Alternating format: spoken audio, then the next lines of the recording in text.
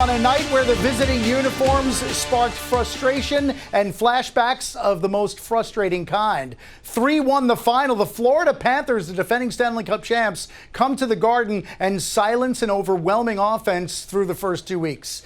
Inside our Delta MSG studios from the Garden, alongside Steve Valiquette, I'm John Giannone. How do you figure it, right? I mean, this is a Florida Panthers team that was fairly middling through the first 8 games against a Rangers team that was crazy good offensively, and they hold them to 1 goal. That's a reminder to everybody how hard it's going to be.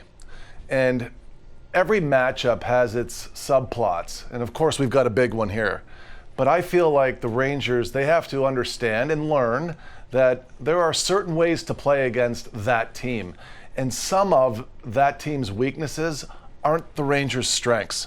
And some of the Rangers' strengths, they're a little stronger in those areas, like the power play. The Rangers for 2 years have had a hard time when teams play really aggressive and get on them and force them.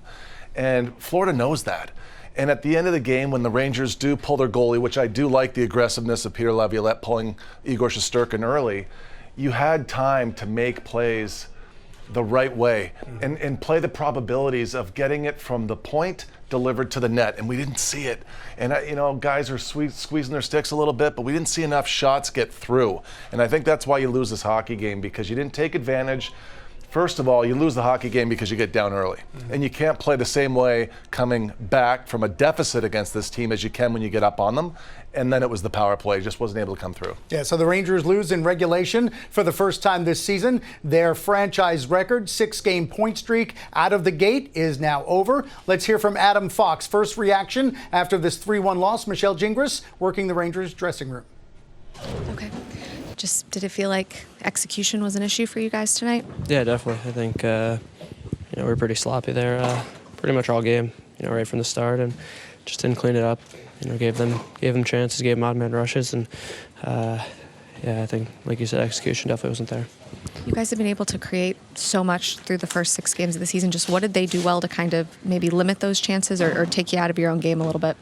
I think definitely a lot of turnovers right before the blue. I think we weren't able to get the puck in their end and then play in there. I thought we had some chances early on, and then it kind of got away from us. And I think if you're not going to, maintain possession in the offensive zone and get second chances, you're not going to, have many opportunities, especially against a team like that. Just on the flip side, defensively, what wasn't good enough tonight?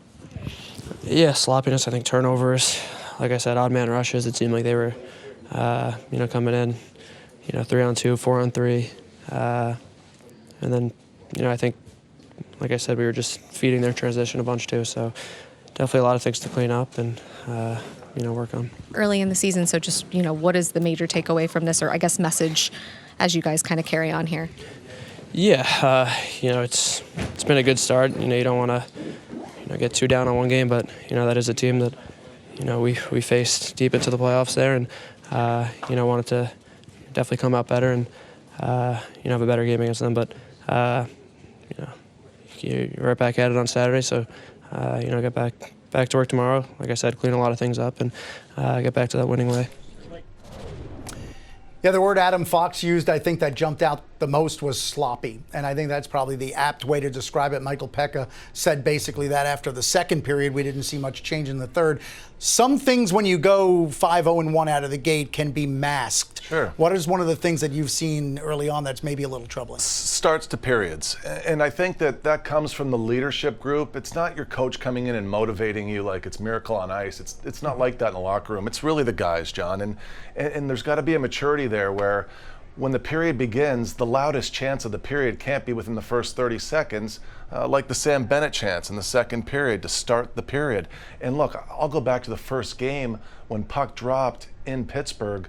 Don't forget, Anthony Beauvillier walked right down the gut off of puck drop, and I'm at home for that one. I'm like, what's going on? Can't happen.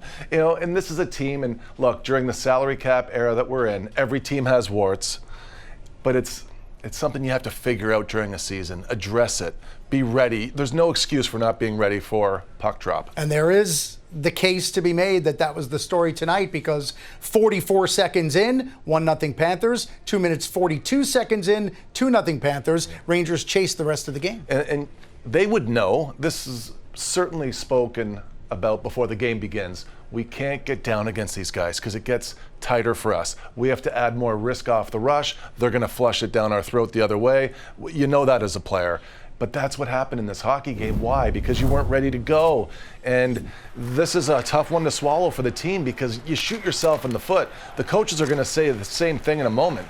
A lot of the chances that Florida got were off of our mistakes, but our mistakes that are really not forgivable. Even though you're only in your 7th game of the season, the team is a seasoned hockey club. They know better. But a lot of these chances came off of what I thought was sloppiness in their execution. And I believe that was the message from Mike Peca between the periods. It's exactly what he said. So, you heard it from the coaching staff, and I'm sure that'll be spoken. All right, well, it'll be interesting to know from Steve, and we'll ask him in a moment, exactly how much that is Florida's doing or just an off night for the Rangers. But for now, let's hear from Mika Zibanejad, his thoughts after the 3-1 loss.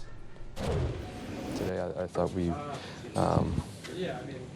I just think the execution and our decision-making wasn't great. And when that happens, you're disorganized, and then they're coming at you. So you're kind of going forward, and they're coming the other way. So I can't say, oh, it's in our system or it's in a structure thing. That's from the middle. I would say more, become disorganized with some of the turnovers that we had today, and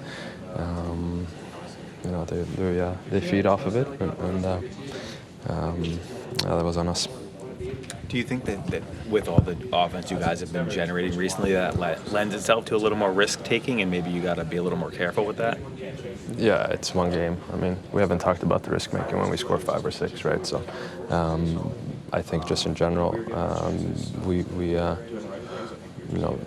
I think you might not notice the percentage plays when it's working. So when it's not, yeah, it looks really bad. And I think maybe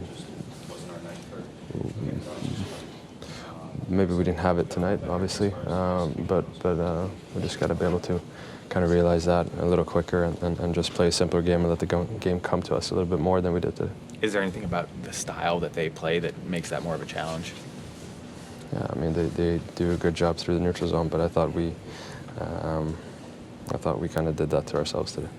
Also human nature. They just lost the game 5-1 at home. You think they just came out wanting it more than you guys in the opening 5 minutes?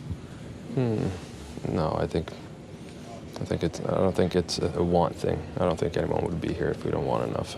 But I think they were sharper. I think they were sharper than we were and capitalized on the first opportunities. And when you get up 2-0, it's obviously that's the kind of start everyone wants, and that's what they got tonight. And we had to start chasing. Do you feel like some of it was more self-inflicted, just kind of alluding to just piggybacking off of what Vince asked there? Yeah, I think most of it was tonight. We had, I thought the second half of the first period, I thought we started playing a little bit better. We got into the game and started creating some chances, but second and the third, we're kind of hurting ourselves with just from the breakouts to neutral zone. I don't think we don't make them go the 200 feet, and we're making it a little bit too easy on them, and it's a good enough team to take advantage of that. So that wasn't good, but at least it's we can look at it and be like, that was on us, and just make sure that we're ready for Saturday. You guys have seen a lot of Bobrovsky now. When he's on like he was tonight, like what are the things you guys can try to do to maybe rattle him or whatever? I think we came to some good chances. He had that one save on Crides, an unbelievable save. We can't do much about that, but trying to, shoot for second opportunities. I don't know, it sounds cliche, but just trying to catch him off guard a little bit. When he gets set, he's pretty good. Some thoughts from Mika Zibanejad, calling his team disorganized at times, and he said that they did that to themselves quite often tonight. And I wonder from you, there are two teams on the ice, 2 sets of players.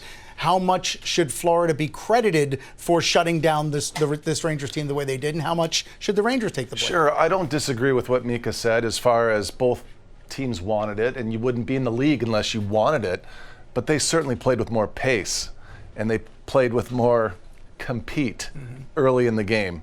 And I think sometimes during a season when it's going really well, you get a wake-up call, and I know the Rangers don't want to do this It happens by default sometimes, for crying out loud. It's just, you go into a game and you're on a 6-game, what you believe is a pretty smooth ride, and you're playing against a team like Florida that doesn't give you any time or space.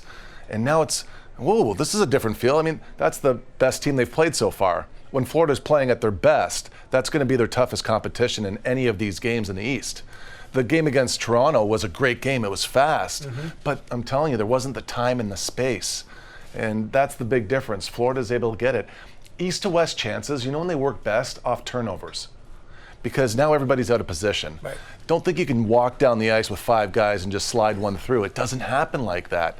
I thought Florida was good at countering with their difficult chances where the Rangers were trying to manufacture them. But as Mika Zibanejad said, the Rangers had chances. If you don't believe me, ask Vincent Trocheck or Chris Kreider, because they certainly had golden opportunities. Yeah. But give Sergei Bobrovsky credit, 24 saves, his 400th career win, and he came back into this building where he won Game 5 and needed to make his team advance in the Eastern Conference Final, and he pitched a great game. And look, he's really had a bad season so far, and that's dangerous because he's a great goalie. And when you're having a tough run and you're going to come out and play a game that is going to be bright lights and Broadway, well, you better have your A game. And the guys that did get in alone on him, Heel a few times here, what's the common denominator? How many times did the puck come off the ice? You have to get the puck off the ice with Bobrovsky on the first shot and on the rebounds. And that was the one thing that I thought was missing in this game. You can see it in every highlight we're showing right now. If you don't get it high on Bobrovsky, you have a hard time trying to get through him. And we're going to show this because Henrik's not here tonight. He's here on Saturday. So Sergei Bobrovsky gets to his 400th career win in game number 707. He's the fastest goalie to 400 wins in NHL history. He beat Hank's mark by 20 games, and Marc-Andre Fleury was next on that list, 21.